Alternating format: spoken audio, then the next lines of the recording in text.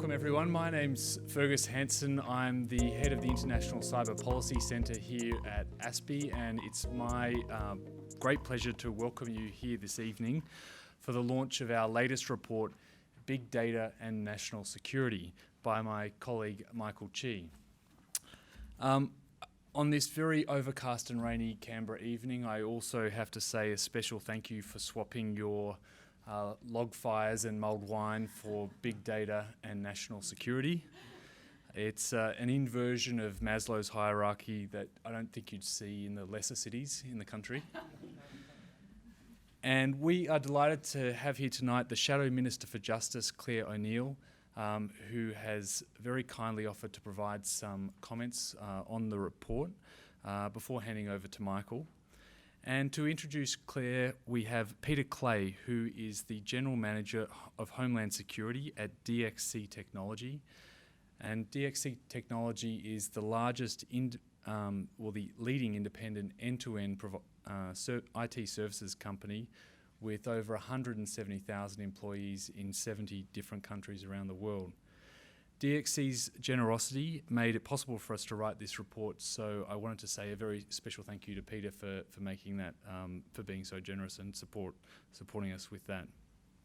I'm now delighted to hand over to Peter Clay to introduce the Shadow Minister.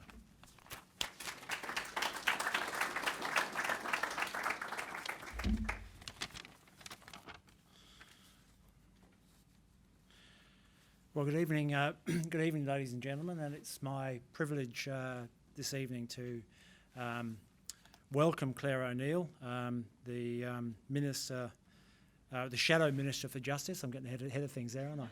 And also the federal member for Hotham. And just to pick up on the comments earlier about DXC supporting this very important paper, I'd just like to sort of make a couple of remarks about why DXC would be sponsoring a paper on big data in the national security space, and there's one simple reason why we've done it, and that is to support our clients. And I recognise a number of them are in the room here today, and our view is that we're a big global company, we're a big Australian company. There's 10,000 or so employees here in Australia that are supporting government to a very large degree right across the country and in the national security space. And it's very important, we feel, that we contribute to supporting great thinking and analysis and work that supports progressive policy change in the country. And as an organisation, we immensely value the work that ASPI does across this area and many others, thanks to Peter Jennings and his highly professional team. And we feel privileged to be a part of assisting this important work going forward. Let me now turn to Clare O'Neil, who's going to launch this paper this evening and make a few remarks. I was saying to Clare earlier that I jumped on the internet, of course, to research her background and to gain some understanding so I could sort of talk to you all, which of course is the modern way. And what I discover is, she's a Generation X woman from Melbourne. She is very smart. She has a Bachelor of Arts and a Bachelor of Laws with honours. She's been a Fulbright Scholar. She's been to Harvard and got a Master's in Public Administration over there.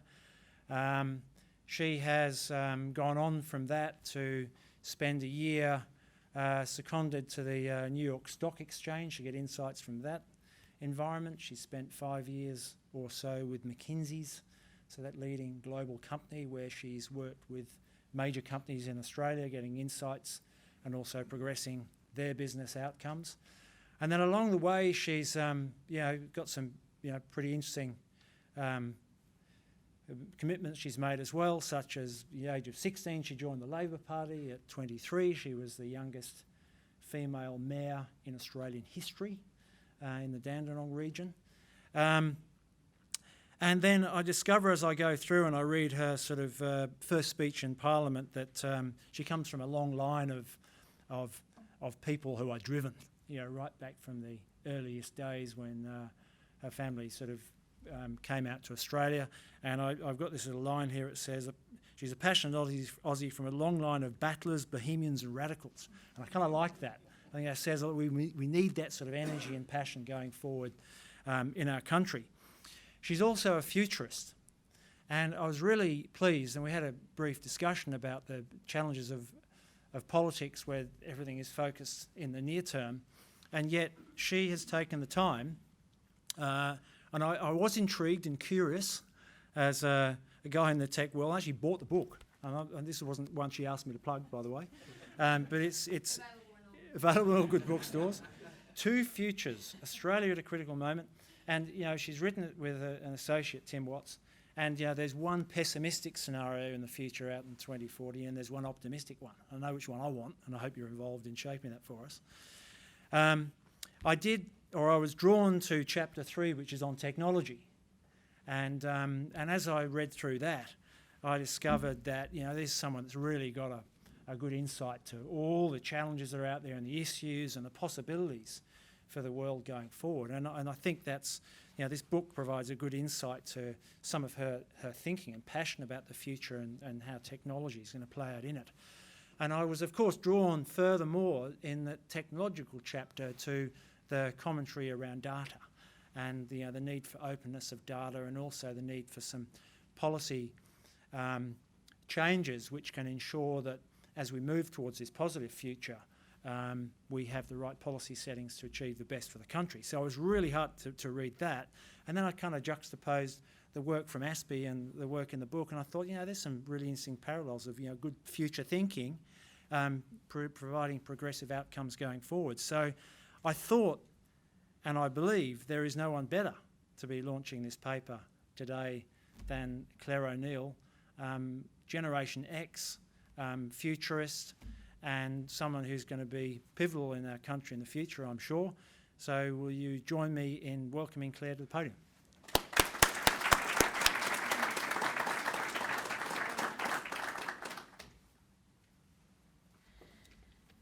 Thank you so much, Peter. That was just such a kind introduction. You even gave me a bit of a promotion there for a moment, so thanks for that. I want to acknowledge tonight that we're here on Aboriginal land, and I know you'll join me in acknowledging any Indigenous elders past and present, and any people who have Indigenous descent who are with us this evening. And can I just start by saying how absolutely delighted I am to be here at the invitation of Dr. John Coyne at the launch of the report Big Data in National Security by the man of the hour. Where is he? Michael Chi. Thank you so much, Michael, for your hard work. And you've written what I think is a very valuable analysis of some of the big issues that we face in this burgeoning area of public policy. Like so much of ASPI's work, I have absolutely no doubt that this report will broaden public knowledge and help shape the debate surrounding the use of big data in national security and law enforcement. Now, we know there have been some incredibly big changes in the law enforcement landscape over the last 50 years, but I think it's arguable that none are more important than the growth of online activity. It's believed that the first legal sale online occurred sometime around 1994. And of course, being something to do with the internet, there's fierce bickering online about exactly what that was. But one very popular view is that it was Pizza Hut that secured the first online sale. It was a pizza sold through its old ordering website, PizzaNet. But as Tom Wainwright of The Economist has found, the first illegal online sale occurred more than 20 years before that large pepperoni was transacted. And that was a transaction between a bunch of students at Stanford and MIT who sold a bag of marijuana through the ARPANET. So people using the internet for nefarious purposes have had something around a 20-year jump start on the rest of us. And just as we've seen online shopping grow exponentially since that time, so too has the criminal use of online technology. I know everyone in this room will be aware of the Silk Road website, which was shut down a few years ago. According to the FBI, between February 2011 and July 2013, Silk Road did $1.2 billion worth of business. So that's the equivalent in sales of a pretty large Australian company. And they operated in plain sight facilitating hundreds of criminal interactions every single day, and it took 2 years to shut this website down. So I begin with some of these examples because they are the most familiar starting point for a conversation about the set of assets and technologies that are the subject of the report being launched this evening. In my role as Shadow Minister for Justice, I hear from law enforcement across the country about all of the challenges that are being thrown up in the digital era. The internet is being used to buy and sell guns, to engage in fraud, and to plan terrorist attacks. Indeed, big data itself is being used extensively by criminal networks to improve the hit rate on phishing, to profile targets for fraud and exploitation by attempting to steal vast amounts of tax and bank data. So there's no doubt that this technology, as it has been from the very beginning, has been a game changer for criminals and terrorists. But that much is well known and I think very well canvassed in the public debate. Tonight, what ASPI is doing is asking us to have a very different type of conversation with a very different tone, and that is to speak about possibilities rather than simply threats. And I'm very glad for this because the possibilities on the positive side of the ledger, I think, are very exciting. The report that we're launching tonight looks specifically at the question of how big data, machine learning and the associated analytics can be used in the national security frame, and I know that Michael will speak about some of the specific examples in his words tonight. But as a Shadow Minister for Justice, I can see a lot of significant criminal behaviour that we can tackle using these technologies. And I want to take, for example, the issue of sex trafficking, which I think must surely be the view of everyone in this room. This is one of the most inhumane and barbaric of crimes.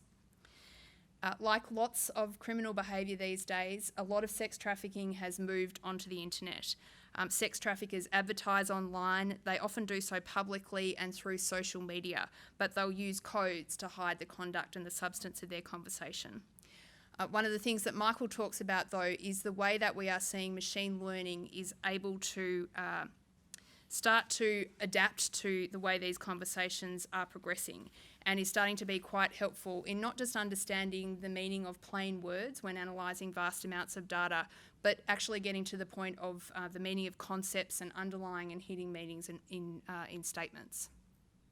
So analytics can be used in this context to predict future criminal behaviour.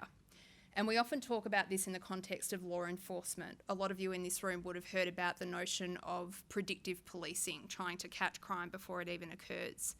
But I see a really important potential here too, to use big data to empower people who might be the subject of human trafficking, trying to provide people some early warning that the type of people that they're communicating with online may have criminal intent.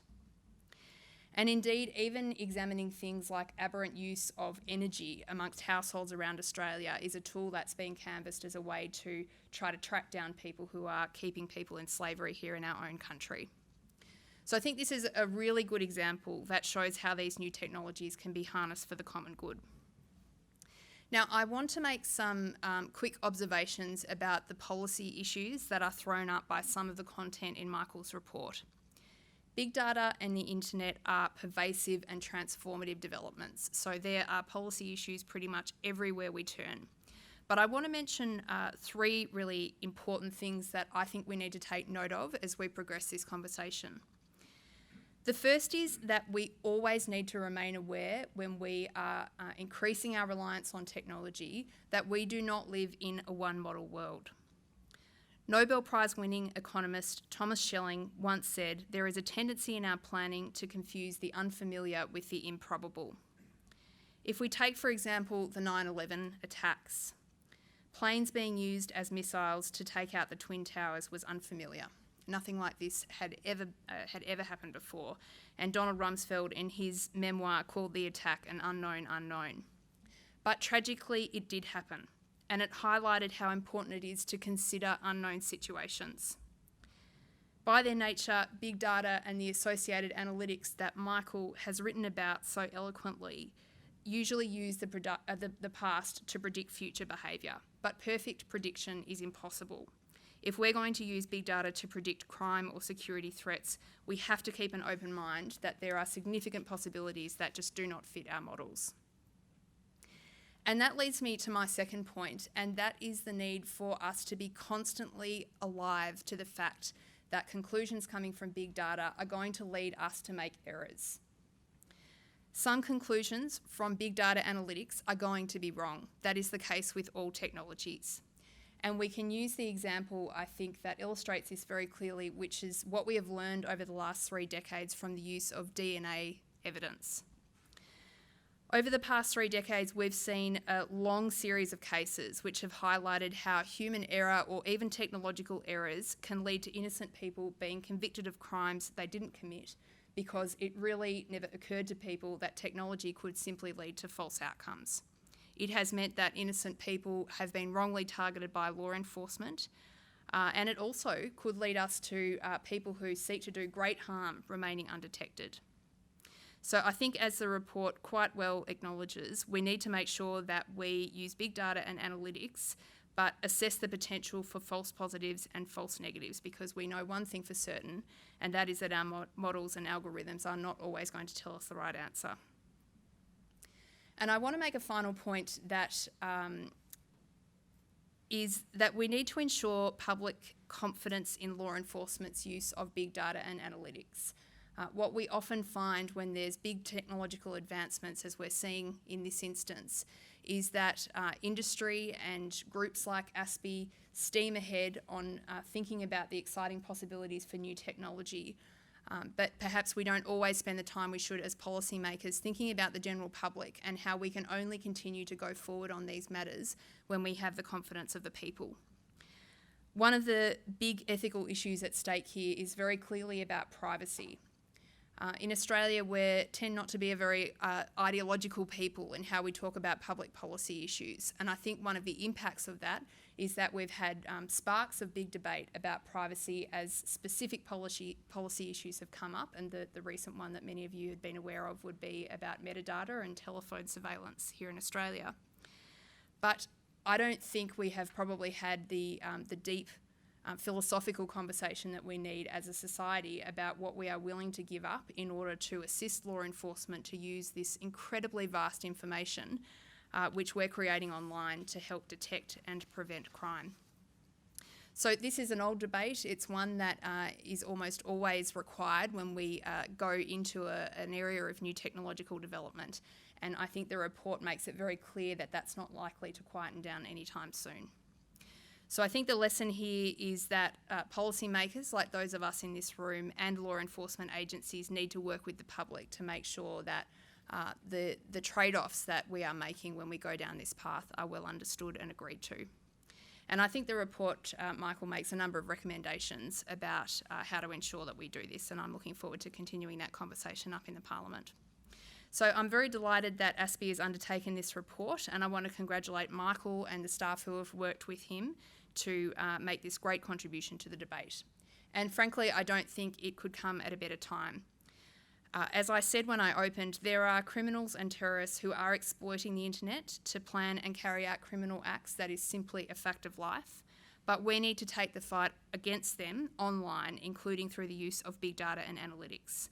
It's not going to be a conversation where we have a single solution or a simple solution, but one of the things we do go into this debate with, a very important asset in the Australian context, is a bipartisan commitment to keeping Australians safe. And as we will hear tonight from Michael, there is no shortage of good policy ideas in how we do that. So I'm looking forward to speaking with you at the end and hearing more from Michael. And again, it's been a great pleasure to be here with you. Thank you.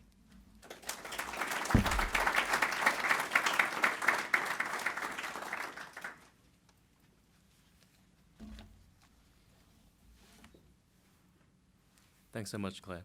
It's been really great hearing from you and getting the chance to know that you've come into this with so much background knowledge yourself and experience in this area. And I'd also like to thank John for managing and mentoring me through this process. It's been a fairly long project, taking on board what DXC's asked for in terms of taking a look at the way big data might be used in national security, and then seeing how ASPI might contribute to that debate and provide input on that particular project. So it's also a privilege to be talking in front of such a diverse crowd. I know from what I've kind of gathered, quite a lot of you are practitioners or technologists working in this area, and we all kind of come into this area with a lot of different backgrounds and layers and ranges of expertise when it comes to how this technology works or what the policy implications are. So my aim is to take that on board and then provide a high-level, applied policy-focused summary of what big data has in terms of its key implications for policymakers writ large in terms of its strategic trends, rather than getting too much into the details of what that might entail, because that's something that we've tabled within the larger paper and within the online resource. So starting off, I suppose I should start off with a definition.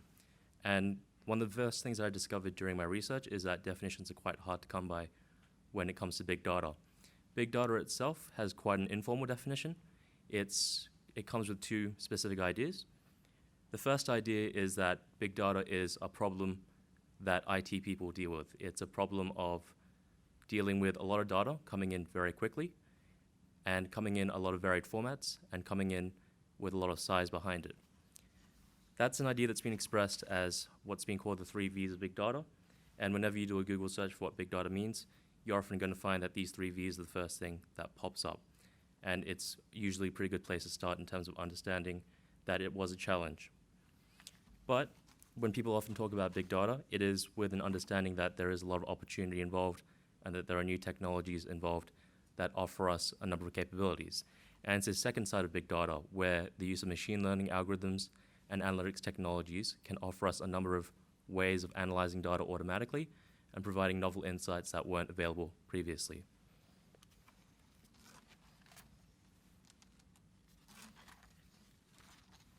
If you've been following the news, you might have come across a number of these application areas in big data and machine learning. One of the big headlines last week was an argument between Elon Musk and Mark Zuckerberg about how AI might be a threat in the future, and also how it might be a point of optimism in the near-term future.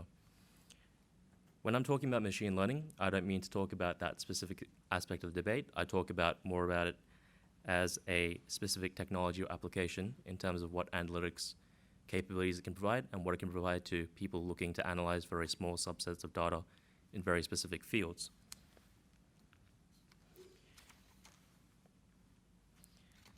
Big data itself is inextricably linked with machine learning algorithms.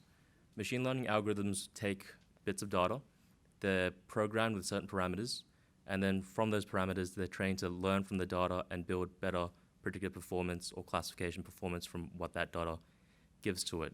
And as a result, people are able to design very powerful algorithms which can self-improve on specific problems, but it's difficult to generalize between algorithm to algorithm. And this means that a very well-implemented analytics system can work on very specific problems and provide a lot of benefits. And during the course of my research, I found 3 specific application areas where those algorithms can have benefits.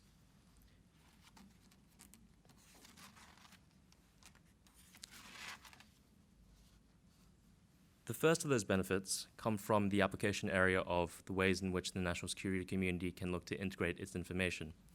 That's quite a difficult task because it involves going through a number of different types of data, and it involves going through and making it all sortable, taggable, searchable, and ultimately readable for a human sitting at the other end of the terminal trying to make sense of what that data might mean. This is important because a number of collection methods that we've had in this technological space have resulted in an overblow of information without that much knowledge resulting from it. And a really commonly cited figure comes from the United States Air Force, where their drones were collecting far too much surveillance data, and only 95% of that data was being analyzed by analysts. Sorry, I've mixed that up. It was 5% was going analyzed, and 95% was going completely unanalyzed.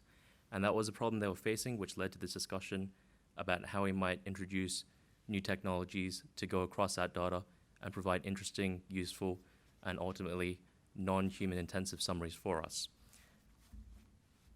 These technologies can now be applied beyond just the video, but also to text, sentiment, social media posts, and to emails and all range of behavioral indicators and data sets. This offers a lot of opportunity in terms of bringing together the all sources, all hazards problem that national security agencies deal with when trying to build a picture of life.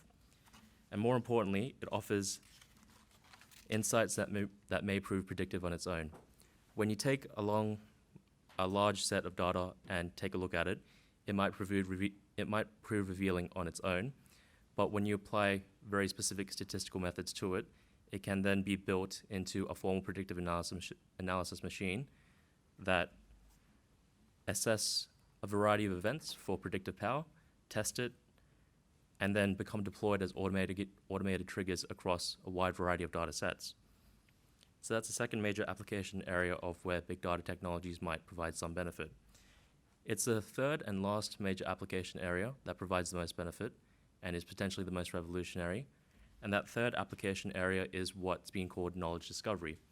So when people talk about analyzing data, one of the most common things they talk about is the use of data mining or knowledge discovery in databases and what's been termed today as data science. And that's the use of, rather than having single humans go through and think about what variables might match and create a meaningful result in terms of an insight or a correlation or a trend or a relationship, you instead have an algorithm go through and do that to thousands of different variables and across data sets that you wouldn't even think to have joined or compared before. And that offers a very interesting capability that's been applied in a lot of different areas. It's been applied by supermarkets, trying to find interesting, non-obvious relationships between certain products that they're looking to sell. One of the most commonly cited examples is how beers and diapers might be tied together very usefully for parents and newlyweds and fathers and daughters of newborn babies who are looking for A, a solution or a problem, and also B, some relief from that problem. They've also found that marshmallows and chocolates can go together really well when they sell it. And when they've done studies of post-conflict and post-disaster zone areas, they found that Pop-Tarts sell really well with water because people are looking for survival and comfort. And they've taken that kind of idea and applied it much more broadly to mapping routes through IED-laden areas and finding ways that a human analyst simply wouldn't think of doing, and combining variables that weren't really considered available for analysis or appropriate for analysis. Having said that, it's that aspect of machine learning and data analytics that's also the most problematic. The use of automation and the use of an algorithm that goes out fairly unthinkingly and uncritically and finds things for you that you wouldn't have thought of considering or doing yourself is a problem in itself. And it's one of the key limitations that come when you use big data technologies. That problem is the problem of automation. Automation comes with a potential loss of discretion, and I say potential because if this technology is applied correctly with the appropriate processes and people behind it, you will be able to maintain a level of discretion. But using it wholesale and using it as a technology in itself may result in that outcome. And this is a risk because, as Claire mentioned before, there are issues with false positives and false negatives when it comes to any risk assessment or predictive analysis mechanism. Moreover, the increased risk to privacy can't go unstated, and that's definitely an aspect that I've sought to cover in the report in more detail, especially in the online resource. And Australia's privacy laws are not in line with best practice with the EU's General Data Protection Regulation, which comes into force next year. The same technologies that make mass data analysis possible also make linkage and re-identification attacks on privacy using open data sets that much more easy to do and that much more powerful. And that presents a threat when we consider the importance of the open data movement. It is incredibly important that we make our data sets available for public use and research use, but that same openness could come as a source of privacy harm, and it's something that needs to be assessed. And one of the recommendations we make in the report is that we take a look at quantifying privacy harms and establishing ways of trying to predict what a privacy harm probability might be arising from a particular data set. Lastly, there's also the risk of adversarial attacks on big data analysis systems. And one of the things we found was that in a data analysis system or machine learning algorithm, there are some examples of what's called adversarial examples that completely perturb the machine. So these, taking the example of what a machine vision algorithm looks at, which is a road, for example, if it sees a stop sign, usually it'll classify it correctly and know when to stop. But if these small digits are attached to it, then that can result in it completely misclassifying the sign and deciding that it isn't a stop sign and continuing forth at the intersection and potentially causing a collision.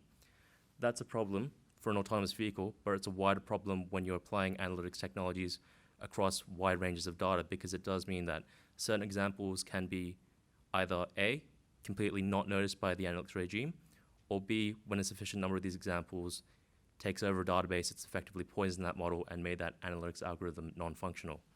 So that's another risk that needs to be considered. And these all lead into a wider problem, and the most concerning problem from a public policy perspective and from what ASPE is interested in. That problem has to do with the complexity of big data and machine learning.